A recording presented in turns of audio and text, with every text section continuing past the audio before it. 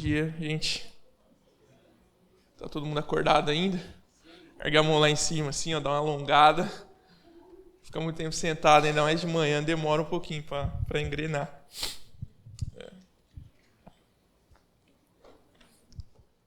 Cara, o pessoal coloca o Elias para pregar, o Gabs, o Eric taca eu no meio, né? Aí fica difícil, né? Fica difícil. O pessoal tudo fala difícil, fala bonito. Aí coloca o Rico aqui para falar. É complicado. Gente, vamos fechar os olhos rapidinho, para a gente não perder o nosso costume de orar antes de qualquer coisa. Pai, em nome de Jesus, nesse momento nós te pedimos que o Senhor continue conduzindo essa conferência da maneira que o Senhor quer, da maneira que o Senhor deseja, Pai. Que o Senhor tire de nós todo o cansaço, toda a distração, que o Senhor abra os nossos corações, os nossos ouvidos para ouvir a Tua palavra, que nós venhamos ser edificados por isso, Pai, em nome de Jesus. Amém. A gente acabou de escutar sobre o Evangelho e a missão. Aí me deram a responsabilidade de falar sobre caridade ou justiça social e a missão da igreja. O pessoal não está com as responsabilidades meio difíceis, né? Mas assim, o que é a caridade ou o que é a justiça social? Acho que todo mundo sabe que a caridade é o ato de você doar ou ajudar uma pessoa, tanto financeiramente, às vezes doando o seu tempo, trazendo essa pessoa a ter uma saúde, um contato, né, com essa estrutura de saúde que talvez ela não tenha. Então, quando a gente fala de caridade, a gente está falando de realmente dar coisas. Só que no passar do tempo, essa visão de caridade, de justiça social, ela começa a ser distorcida. Como o Gabs acabou de dizer também, tem a questão política. E para quem fala de justiça social, fala de uma igualdade, principalmente financeira, não tem como não cair no comunismo. Então, o que muito é conhecido hoje e é muito falado é sobre uma divisão da riqueza. O pessoal, a galera do comunismo gosta muito disso, né? De ter essa mesma régua, não ter um mais rico ou mais pobre, mas sim ter uma igualdade social. E parece ser algo bem bíblico, que a gente vai olhar para Atos, a gente vai ver uma igreja que dava tudo e distribuía entre os pobres. Então, às vezes, a gente vê essa questão política comunista e lembra muito da Bíblia, da igreja de Atos. Só que a gente precisa entender uma coisa, irmãos, que os pobres e os necessitados, eles sempre existiram entre nós. Eles sempre existiram. O próprio Jesus vai falar que quando a viúva quebra aquele vaso de perfume caro aos pés dele e Judas, né, murmura, a gente poderia vender e dar aos pobres. E Jesus é muito cirúrgico, porque ele diz exatamente que os pobres sempre estarão entre vocês. Então, eles sempre existiram, os necessitados sempre existiram, e sempre existirão no nosso meio, até que chegue o Senhor. E por conta dessa necessidade que sempre esteve no nosso meio, se levantaram pessoas dispostas a mudar isso, né? E o comunismo vem falando muito disso, de trazer essa igualdade. Dos grandes nomes do comunismo, né, Friedrich Engels, se eu não estiver enganado, é assim que pronuncia, eu não sou bom com essa pronúncia. Mas ele falava que a caridade era uma maneira da elite disfarçar a pobreza, ou fingir que a pobreza não existia no meio deles. Então, eles usavam da caridade. Então, as pessoas que eram bem-sucedidas, tinham mais recursos financeiros, eles prestavam da caridade para disfarçar, para tampar os olhos para a pobreza. Então, um dos líderes comunistas, muito conhecido, isso era uma das expressões dele. Então, para eles, essa elite, ela usava da caridade simplesmente para disfarçar essa necessidade. E pensando nisso, eles começam a propagar essa filosofia, esse ensinamento de que não tem que existir ninguém com mais recursos, não é nada seu, não é nada meu, a gente vai reunir tudo, vamos distribuir para todo mundo e vai dar tudo certo. Teoricamente, é muito bonito, irmão. Mas a gente sabe que na prática isso é impossível de acontecer. É impossível de acontecer porque o nosso coração tende a, quando eu tenho facilidade de ganhar alguma coisa, eu não valorizá-la, ou não querer me esforçar para nada. Por que eu vou trabalhar se o meu irmão que trabalha mais que eu, ganha mais que eu, ganha o mesmo salário que eu? Então a minha tendência é não me esforçar para nada, eu me acostumar com isso. E esse é um dos grandes perigos da caridade fora de uma caridade bíblica. A caridade, ou a justiça social, quando ela não está alinhada com a Bíblia, não está alinhada com o Senhor, ela é tão prejudicial quanto. Porque quando eu estou dando algo para alguém, apenas por talvez o meu ego, ou me sentir bem com aquilo, ou, como diria Frederic, disfarçar aquela pobreza,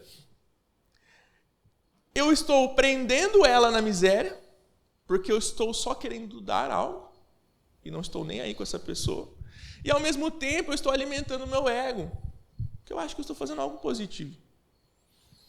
Então, é uma justiça social totalmente desalinhada com a justiça bíblica. Mas a gente olha para a história e a gente vê uma igreja de Atos, que é a primeira igreja, onde os irmãos davam tudo que eles tinham e distribuíam entre os pobres. E aí a gente vê uma realidade dessa, onde há pobres entre nós e uma dificuldade da igreja de lidar com isso. Aí a gente começa a pensar, na onde que nós erramos no meio dessa caminhada? Onde nós erramos? E a gente, entrando num pouco de história, a gente vai ver uma igreja de Atos, que era uma igreja que tinha tudo em comum, elas viviam em comunhão, e a gente precisa enfatizar algo que esse estar em comunhão e ter tudo em comum é uma empatia com o meu próximo. Então, a primeira igreja, a igreja primitiva, ela tinha essa empatia um com o outro. Eles eram família, eles eram um, eles tinham tudo em comum. E o ter tudo em comum é eu me colocar diante do meu irmão e ter a necessidade de... Cara, você está precisando de algo? O ter tudo em comum é me importar com o meu irmão. Não é só o ter tudo em comum em doutrina. Não, eles eram um só, em corpo, em sentimento. Era essa necessidade de estar em comunhão e ser parecido um com o outro. Só que no decorrer da história, a gente vai ver uma igreja ser perseguida por Roma, uma grande perseguição.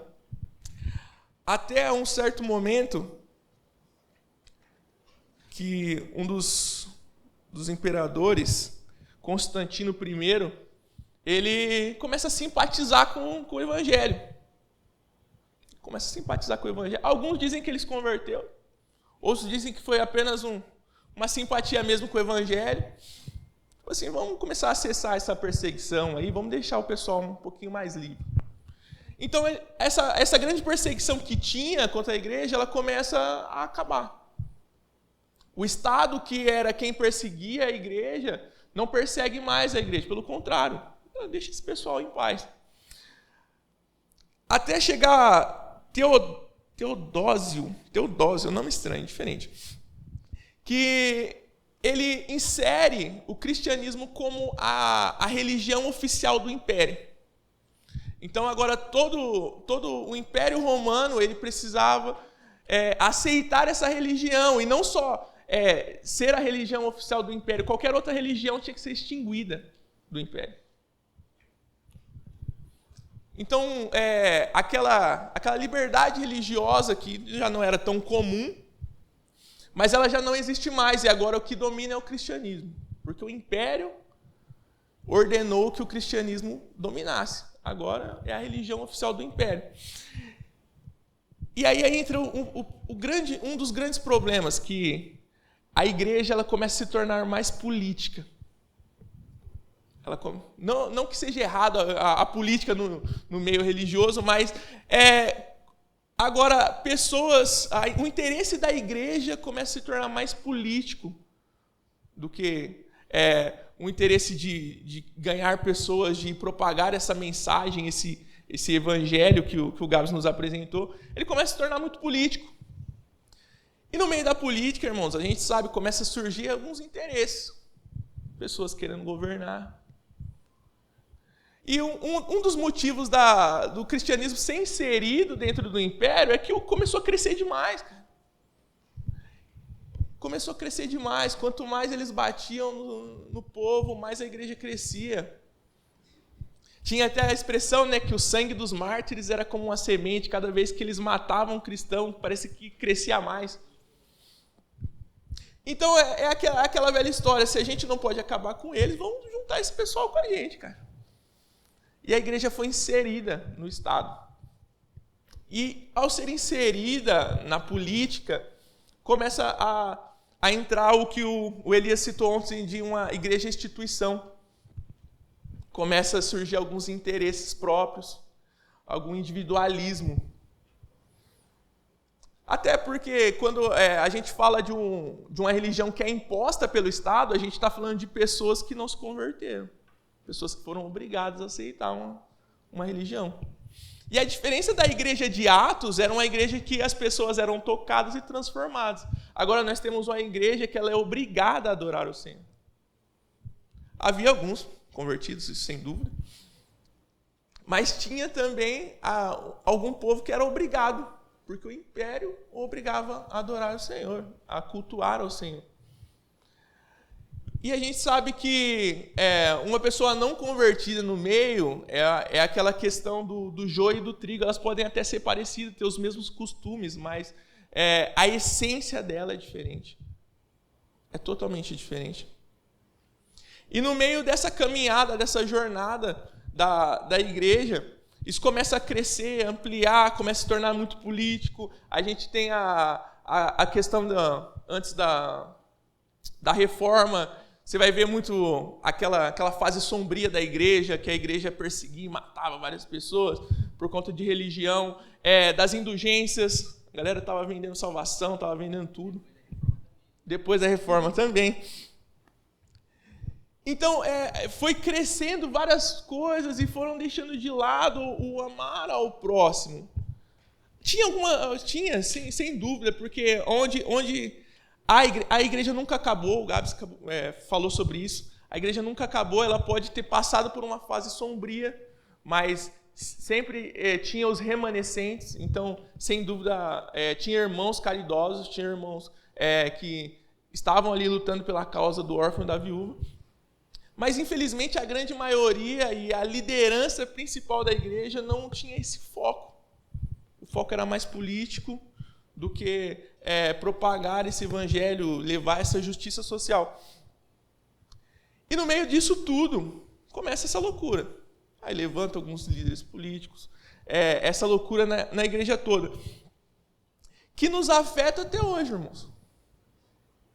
Infelizmente, a gente passou por uma reforma, que é muito bom, só que às vezes parece que nós precisamos se reformar de novo. Passamos por uma outra grande reforma. Talvez não teológica, mas talvez o nosso coração não tenha sido realmente totalmente transformado. E não tem como eu pegar algo nesse sentido de cuidar dos órfãos, das viúvas, e tirar ele da Bíblia, irmãos. É impossível. É impossível tirar eles da Bíblia. Tiago, cara, se a gente for ler Tiago, principalmente Tiago 2, ele vai falar muito dessa questão das obras. Vamos abrir aí Tiago, gente. Para não falar que a gente não abriu a Bíblia. Vamos ver Tiago.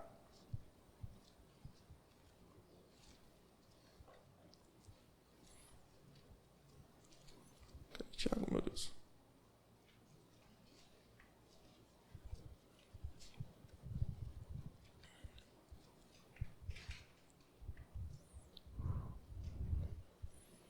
Tiago 2, 14.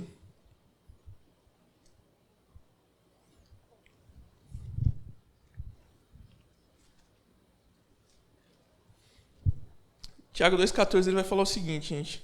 Meus irmãos, qual é o proveito se alguém disser que tem fé, mas não tiver obras? Será que essa fé pode salvá-lo? Se um irmão ou uma irmã estiver com falta de roupa, necessitado de alimento diário, e um de vocês disser-lhe, vão em paz, trate-se de se aquecer e de se alimentar bem, mas não lhe der o necessário para o corpo, qual é o proveito disso? Assim também a fé, se não tiver obras, por si só está morta. Mas alguém dirá, você tem fé e tenho obras, e eu tenho obras. Mostre-me sua fé sem as obras, e eu com as obras lhe mostrarei a minha fé. Você crê que Deus é um só? Faz muito bem. Até os demônios creem e tremem. Seu tolo, você quer ter certeza que a fé sem as obras é inútil? Por acaso não foi pelas obras que Abraão, nosso pai, foi justificado quando ofereceu o seu filho Isaque sobre o altar? Você percebe que a fé operava juntamente com suas obras e que foi pelas obras que a fé se consumou. E se cumpriu a escritura que diz, Abraão creu em Deus e isso foi atribuído para justificação. E ele foi chamado amigo de Deus. Assim vocês percebem que uma pessoa é justificada pelas obras e não somente pela fé. De igual modo, será que não foi também pelas obras que a prostituta Raabe foi justificada, quando acolheu os emissários e os fez partir por outro caminho? Porque assim como o corpo sem espírito é morto, assim também a fé sem obras é morta. Amém?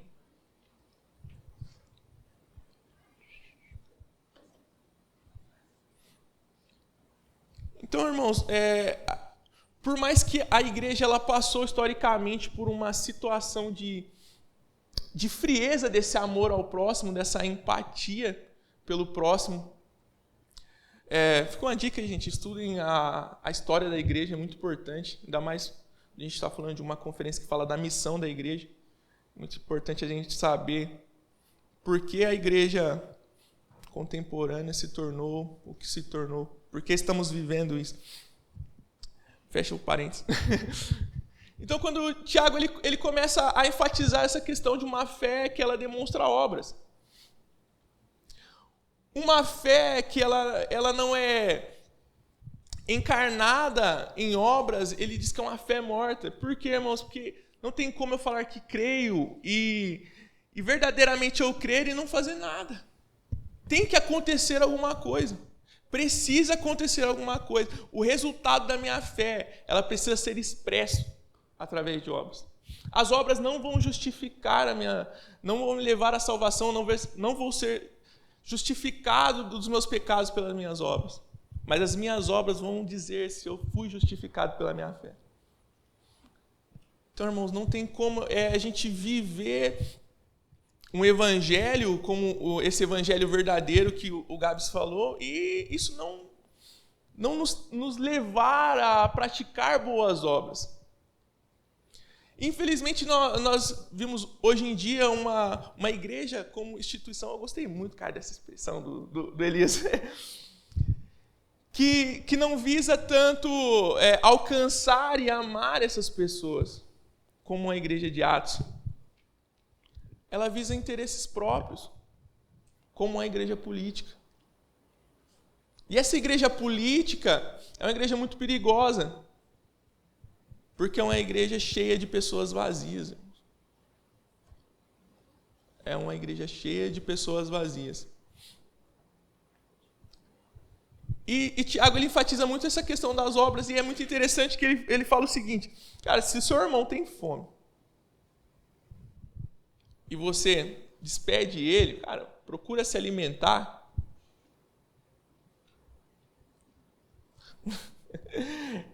Você vê uma pessoa que tem fome e olhar para ela e falar, cara, procura se alimentar. Vai em paz, eu vou orar aqui por você. Eu vou orar por você. É melhor você nem oferecer oração, irmão.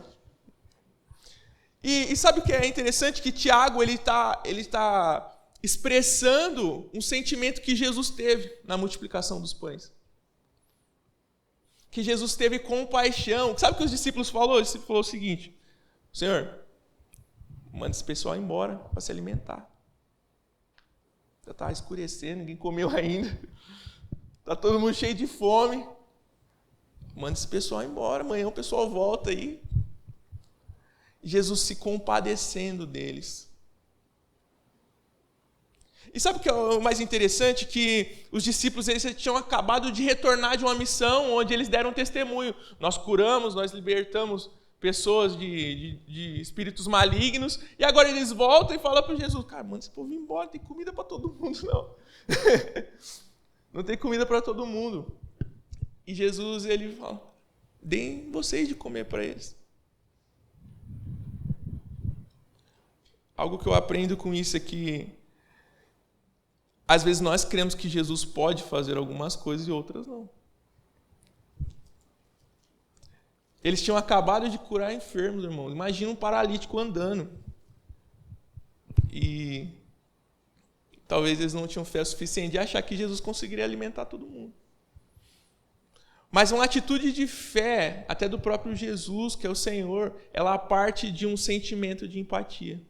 Ele se compadeceu da multidão.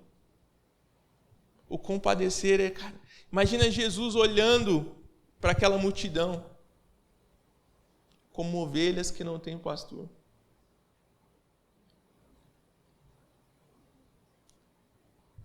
E nós, como igreja moderna, às vezes nós conseguimos não despedir só um irmão, mas o máximo de irmãos possível, sabendo que talvez eles não tenham um alimento, não tenham o básico. E se a missão da igreja é levar esse evangelho, levar esse reino de Deus, o reino de Deus é um reino onde não existe fome, não existe miséria e não existe doença. Então, se nós cremos que nós somos mensageiros desse reino de Deus e nós proclamamos essa mensagem de reino de Deus, cara, não tem como essa mensagem chegar a pessoas sem tocar também o físico, o financeiro, a alimentação, a educação. E essa é a diferença de uma justiça social bíblica e uma justiça social política, comunista ou etc. A justiça social bíblica, ela não visa dividir a riqueza das pessoas e agora vamos ser todo mundo igual, agora é isso mesmo, de uma maneira muito bonita e filosófica. A justiça social, de uma perspectiva bíblica, ela tem o objetivo de pegar aquela pessoa e inseri-la no corpo de Cristo. E ao inseri-la no corpo de Cristo, automaticamente não vai existir mais fome, porque o meu irmão, cara, não é possível que você vai sentar do lado do seu irmão e vai ver ele com fome e vai achar que está tudo bem. Exatamente. Onde o reino vem, o pão vem junto. Ele precisa vir, porque sempre vai ter um lugar na mesa, irmãos. A justiça social, ela não é separada da missão, pelo contrário, elas caminham junto. E essa fome que é saciada através da chegada do reino de Deus não é só uma fome espiritual, irmãos. Às vezes nós precisamos parar de espiritualizar tudo. Às vezes a fome que o meu irmão tem é uma fome física mesmo. Eu mesmo já estou começando a dar fome já. E isso não é saciado na oração. A gente precisa almoçar. Não é saciado na oração, irmãos. Então a necessidade física do corpo, ela sempre vai existir, irmão. Sempre vai ter alguém pobre, sempre vai ter alguém doente, sempre vai ter alguém necessitado. Porém, quando o reino de Deus é chegado até essa pessoa, alguma coisa precisa mudar. Tem algo interessante numa profecia de Jeremias. Eu vou abrir aqui, gente, rapidinho só. Jeremias 22, 13.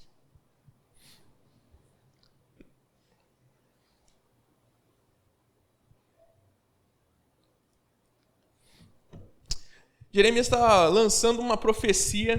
Aí ele vai falar o seguinte: ai daquele que edifica sua casa com injustiça, e os seus aposentos contrariam o direito, que faz o seu próximo trabalhar de graça sem lhe pagar o salário. Ai daquele que diz, edificarei para mim uma casa bem grande, com aposentos espaçosos. Então ele põe janelas na casa, forra as paredes com cedro e a pinta de vermelho. Você acha que reinará só porque compete com outros no uso de cedro? Por acaso o seu pai, essa parte bem interessante. Por acaso o seu pai não comeu e bebeu e não praticou o juízo e a justiça? Por isso tudo lhe corria bem. Julgou a causa do aflito e do necessitado, e tudo lhe corria bem. Por acaso não é isso que se chama conhecer-me, diz o Senhor. Jeremias está lançando uma profecia, e ele está falando, é o rei Josias? Joaquim, rei Joaquim. E ele fala para Joaquim o seguinte: Joaquim, você lembra do seu pai? Seu pai, tudo correu bem com seu pai. Tudo correu bem. Ele julgava a causa do necessitado, do aflito. Aí ele continua nessa frase que é muito marcante para mim. Por acaso isso não é conhecer-me, diz o Senhor?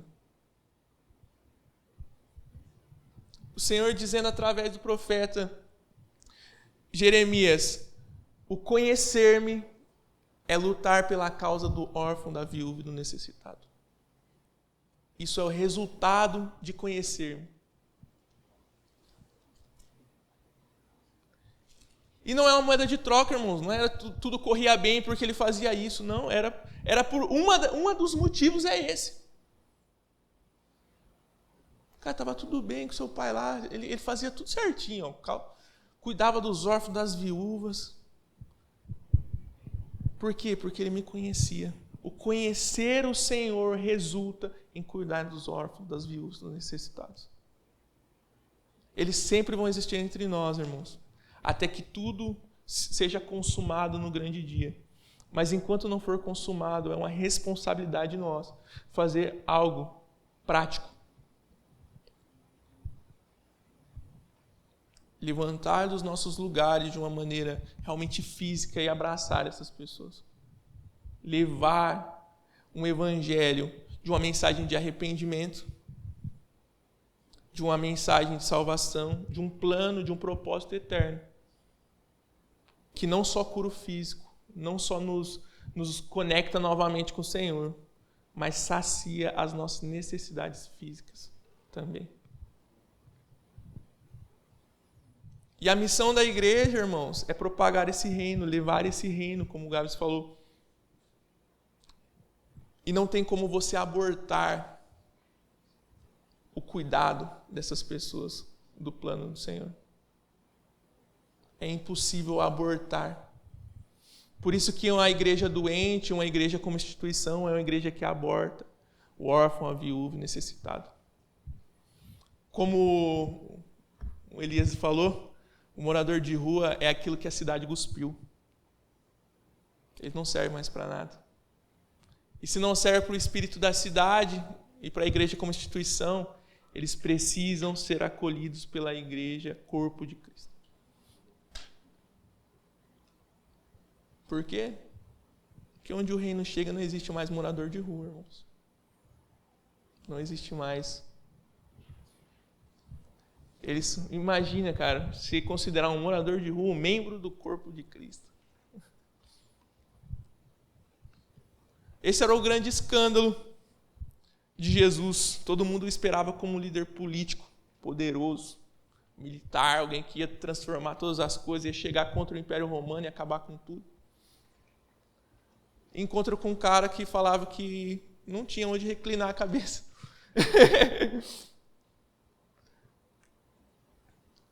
Não supria a expectativa.